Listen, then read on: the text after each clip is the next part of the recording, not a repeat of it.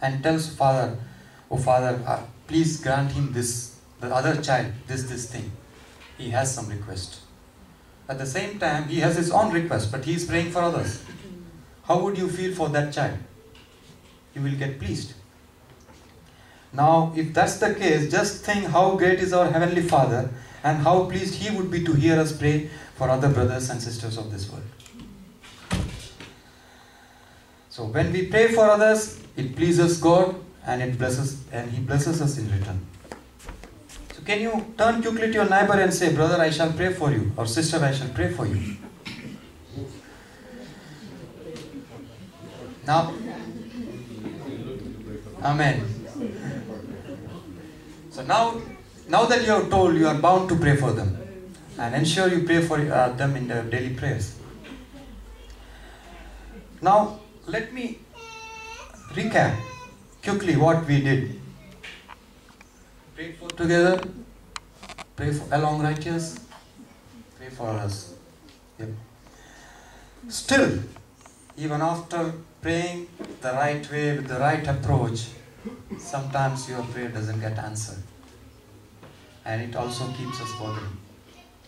So now let me quickly move into my next section after the approach, the significance of unanswered prayers. Now when we talk about prayer, there are two aspects to it. One is you pray and you get answers. So it's two-way. So let me try to take both the aspects of this prayer. Let me first try to interpret when we pray. So first thing is, like, still when we don't get answer, first check out whether you have prayed for the right thing. So let me first interpret our prayer request. Whether your prayer request, is it a need or is it a greed? Is it right intent or with wrong intent? Sometimes our prayer not be the need, or what we pray for might lead us into wrong path. Sometimes we ask God, I have an Audi car, but I pray for a Ferrari. I don't know, Josh is staring at me, why? Some might pray God to help me to get something which may not be legal way or with good intent. Like make me richer than so and so, or get me his property.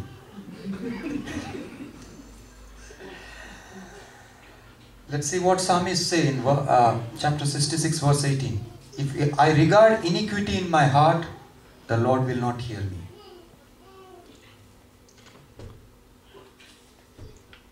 Sometimes we are so blinded with what we ask as need, but it may be with greed or with incorrect intent. I want to share some example. Samuel, we know about the story of in Samuel, the story of Saul, the king. 2 Samuel verse 18:25 says, but Saul thought to make David fall by the hand of Philistine. See, David fought against Goliath, won them back, and Saul should be happy about it, but he started getting jealous, and his intent were to push him where Philistines can kill him. Did his wish get fulfilled? No. In fact, if you go through that chapter of 2 Samuel 18 onwards, you will see in the subsequent section that God never heard him since then.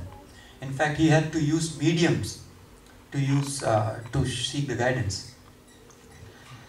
I would again come back to the analogy which I was trying to make. So again, think of a child and a father. If a child comes and asks father, Dad, can you give me that gun? Because this friend of mine in my school, he is teasing me every time and I want to give him a lesson. Would you oblige? No. And this may not look realistic, but in India, this has happened. And one of the premium school in New Delhi, one child, he took his father's licensed gun from his table, went to the school and shot the other child. It was a huge news then. It was like so many questions arise, why they kept it there, loaded, and so on and so forth. But the point which I am trying to make, it is something the child asks with his wisdom that this is what I want to do. But does father answer? It doesn't. So our intention behind our prayer request should be watched. So, so that's the message I wanted to put it across when we ask our request. Now, let me come to the second aspect of prayer. So that is interpreting our answers. So first, now that we started praying, we prayed with the right intent now. Let's say, hope we have prayed with the right intent. But still, you don't get the answers. So let's interpret what the answers could be. Now let me try first. When the answer can be a clear no. The wife says to her husband, who has become quite fat. No, I'm turning my face this side, don't worry. She says, dear, you need to be in shape. Husband who is causing out in his sofa, eating chips and coke, and he replies saying that, don't you know, round is a shape, and I am in shape.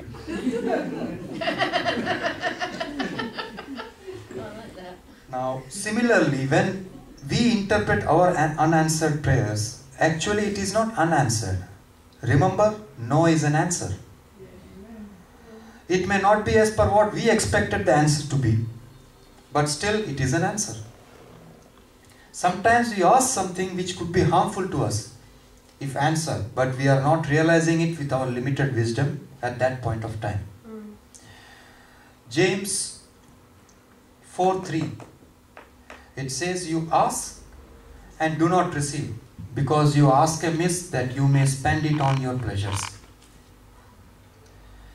Let me again give an analogy of child, father. When a child comes to a kitchen, when something is being cooked, there are a lot of culinary sharp-edged tools. He asks for it to be played. I want to play this. I can say firmly, because I get this request very often, I want this knife to play with. Now, should I answer it yes? No. My answer should be no. But he wouldn't be a loving father if he said yes to all the things at the time, would he? Because if I give him to play, he will go and harm himself. Then think of our Father and His wisdom, where we stand compared to Him. And He will understand what is good for us and what is not. So, point which I am trying to make, God always has our best interest in mind when He doesn't give us everything we want. Now let me quickly move on to another subsection when the answer is no. When the answer seems to be no, but it could be not now. We live in a generation, last week we heard Pastor David mentioning about endurance. We live in a generation we need everything instant.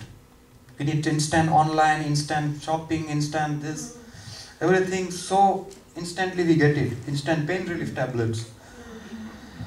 And this generation has grown having everything available instantly, and hence our patience levels has gone down. And no wonder we expect instant answers to our prayer as well. But here is the irony. If God had waited only instantly for all of us to repent, most of us would have never been saved. We want time to repent ourselves. Judgment day is still far. But expect quick answers from God. You can read in chapter 2, I am not going to read it, 2 Peter chapter 3 and 3 verse 9. It shows about the patience God put forth on us for us to repent. And He is waiting patiently so that nobody gets perished. Mark 11:24 says, therefore I say to you, whatever things you ask when you pray, believe that you receive them and you will have them.